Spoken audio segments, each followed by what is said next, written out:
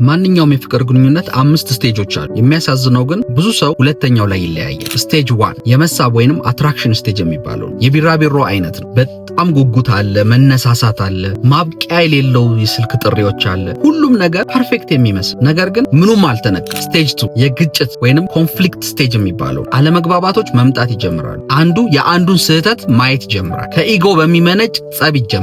እዚህ ጋር ነው እንግዲህ ብዙ የፍቅር ግንኙነቶች የሚያበቁት። ስቴጅ 3 የፈውስ ወይንም ሂሊንግ ስቴጅ የሚባለው ሁለተኛውን ስቴጅ በጽናት ከታለፈ እዚህ ስቴጅ ላይ አብሮ ወደ እድገት የሚካሄድበት መደማመጥ፣ ይቅር መባባል፣ መማማር ይጀምራል። እዚህ ደረጃ ላይ ነው እንግዲህ ፍቅር እየጠነከረና እየጠለቀ የሚመጣው። ፋንታሲ መሆኑ ይቀርና ቾይስ ይሆናል። ስቴጅ 4 የቡድን ወይንም ቲም ስቴጅ የሚባለው ጥቃትን አብሮ መከላከል ነው እንጂ እርስ በርስ መሆኑ ይቀራል። ሰላምን ለመጠበቅ መስራት ይጀምራል።